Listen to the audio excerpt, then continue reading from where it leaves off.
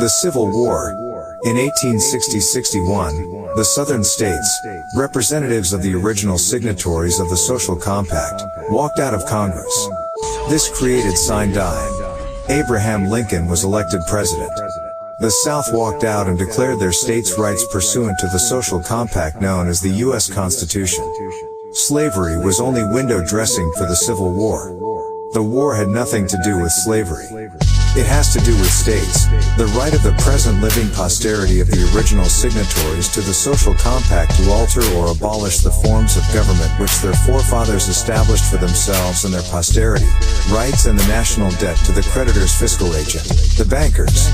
The South wanted to be redeemed from the Crown in England. The North wanted to remain under their dominion and their debt.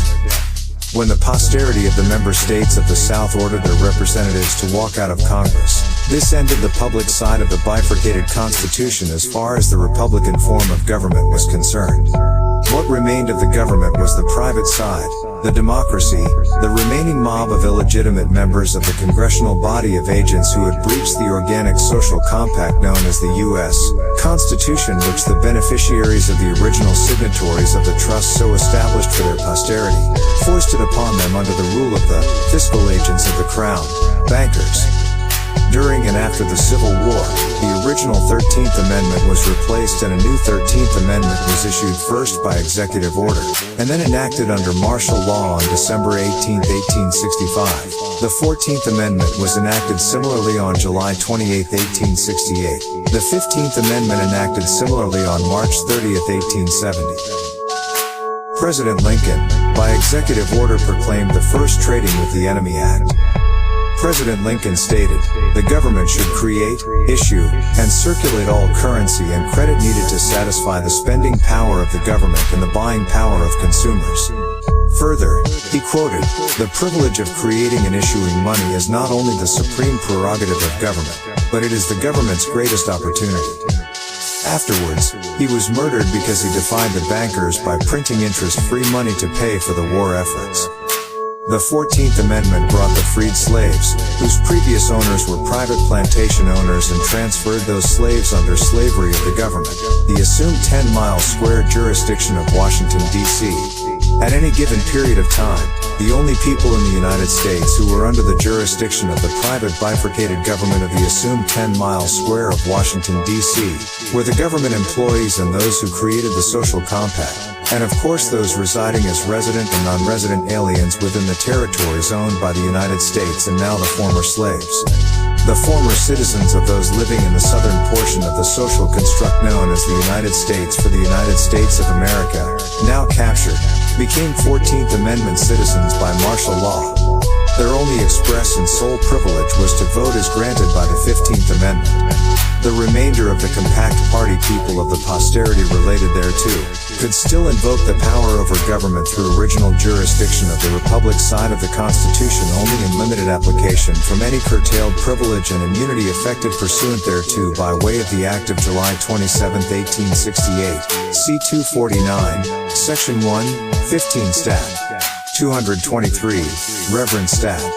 Section 1999, now Title 8, USC Sections 800 to 801, Expatriation Act. Thus, the new form of democracy, mob rule martial law, as the government was so styled, operated fully under the authority of private law dictated by the creditor, according to the principles of international public order. United States incorporates in England. In 1871 the default again loomed and bankruptcy was imminent. So in 1871, the assumed 10-mile square was incorporated in England. The new military social construct of the United States was still operating under the old familiar known Social Compact's agency name as the United States, and Congress assembled which used the Constitution as their bylaws. Not as authority under the Constitution, but as authority over the Constitution. They copyrighted, not only the Constitution but also many names such as the United States, U.S., the United States of America, USA, and many other titles as their own intellectual property, and secured such property rights by copyright. This is the final blow to the original Constitution as applicable to the trust operating under the U.S. Constitution for the beneficiaries of the original signatories of the Social Compact created for their benefit by their forefathers. From here on out, the United States was governed entirely by foreign to the law established by the Social Compact, private corporate law, dictated by the bankers as fiscal agents for the private creditors of the intellectual property which they now held in, and under copyright, with the creditors extending the right to use such copyright to their esquires by and through the Crown's British Accreditation Registry, bar international agents, attorneys, in association with the Vatican by treaty as the exchequer of the Vatican Treasury. More bankruptcy reorganizations. Define the word bylaws, STD. Then, in 1909, default loomed once more. The US government went to the Crown of England and asked for an extension of time. This extension was granted for another 20 years on several conditions. One of the conditions was that the United States were forced to allow the creditors to establish a new national bank. This was done in 1913, with the Federal Reserve Bank. Along with the 16th Amendment, the collection of income tax, enacted February 25, 1913, and the 17th Amendment enacted May 31, 1913, were the conditions for the continuing extension of time allowed by the creditors for the United States to continue to exist as a functioning entity within the international public order. The 16th and 17th Amendment further reduced the state's power by removing the state legislative right to appoint senators directly. The United States adopted the Babylonian system, that being the most clever way to control the mob of people collectively to keep and control political power, thereby controlling any future attempt by contractual obligations, the ability by the beneficiaries to attempt to overcome and to restore the former system of government to which their forefathers had sacrificed their lives, wealth and their sacred honor to give them. Whether or not their forefathers' actions were right or wrong, the fruit of their labor still exists, with those of us who still study our predecessors' actions for the benefit of hopefully avoiding the same mistakes. First World War. In 1917, peoples of all walks of life were again drafted into the First World War, World War I, for the sole purpose of the beginning of centralizing global power under a new world order. This was to greatly affect the life, liberty and pursuit of happiness of all individuals living upon the face of planet Earth, then, now and in the future. The so-called debt accumulated so that it became impossible for anyone to pay off their debts in lawful currency of the United States by 1929. It also enhanced the War Powers Act of President Lincoln, by Executive Order 100, put in place during his presidency. This War Powers Act was reinforced and became the Trading with the Enemy Act of 1917. This will become more important later on. The Great Depression. We all know what happened in 1929. This was the year of the stock market crash and the beginning of the Great Depression. The Great Depression, the stock market crash moved billions of dollars from the people to the bankers' warehouses, banks. This also removed various forms of cash and/or certificates, backed by lawful coinage, gold and silver, of the United States then in circulation for the people's use. Those who still possessed any cash invested in high-interest yielding treasury bonds, driven higher by increased demand.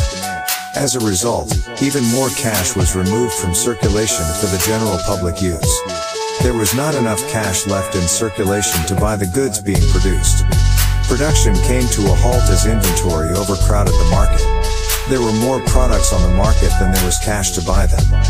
Prices plummeted and industries plunged into bankruptcy, throwing millions more people out of work and out of cash. Foreclosures on homes, factories, businesses and farms rose to the highest level in the history, not only locally but globally. A mere dime was literally salvation to many families now living on the street. Billions of people globally lost everything they had, keeping only the clothes on their backs. In Europe, in 1930, the international bankers declared several nations bankrupt, including the United States. Then in 1933, President Roosevelt was elected and took office. His first act as president was to declare, publicly, that the United States was bankrupt. He further went on to issue his presidential executive order on March 5, 1933 that all United States citizens must turn in all their gold in return for Federal Reserve notes.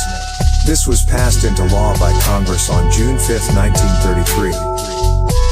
House/Senate Joint Resolution 192, 1933, All the people, whether subject to the jurisdiction or not, deluded by a system of public education, assumed the position of such status of citizenship and turned in all the gold in their possession at that time. Why? Were we United States citizens? No. We were still a sovereign people until that time. We just thought that we were required to turn in all the gold in our possession. Only those people living in Washington, D.C., and the 14th Amendment citizens and the citizens per the Article 4 of the U.S. Constitution, the beneficiaries of the Social Compact, were so required. We were still sovereign, non-members of the Social Compact. We were not under the jurisdiction of the United States of America, which incorporated in 1871. When people turned in their gold, they just recognized and or volunteered into the jurisdiction of the assumed 10-mile square jurisdiction of Washington, D.C. and their laws, by general acquiescence. Pursuant thereto, such people became 14th Amendment United States citizens by tacit agreement. Their posterity, which include many of us in this social net of subterfuge, were required to deliver all birth registries to the government. In their place were returned certificates of title, birth, the title to our bodies, that were then registered by the U.S. Department of Commerce, Commercial Registry, in its subdepartment known as the Bureau of Vital Statistics.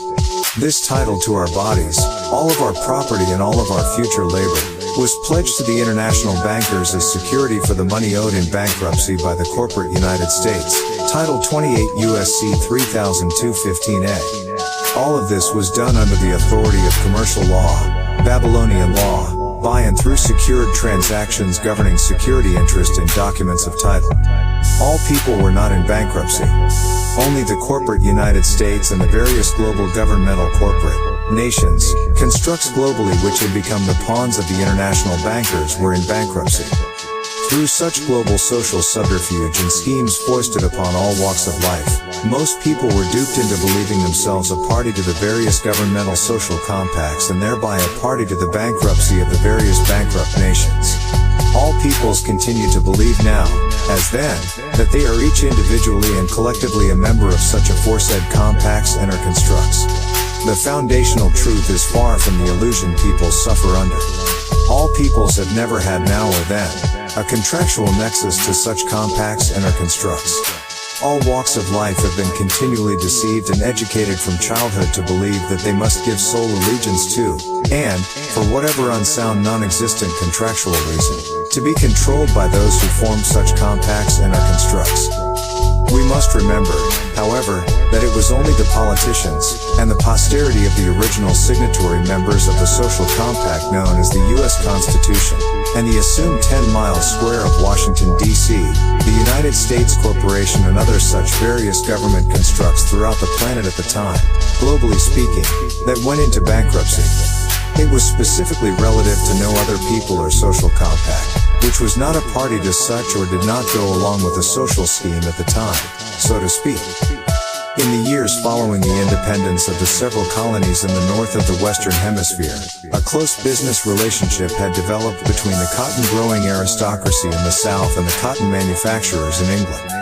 The European bankers decided that this business connection was the Union's and our social compact's Achilles heel, the door through which the young Republican form of government could be successfully attacked and overcome. The Illustrated University History, 1878, p. 504, tells us that the southern states swarmed with British agents. These conspired with local politicians to work against the best interests of the social compact known as the United States. Their carefully sown and nurtured propaganda developed into open rebellion and resulted in the secession of the people of the compact party state known as South Carolina on December 29, 1860. Within weeks, the people, beneficiaries as the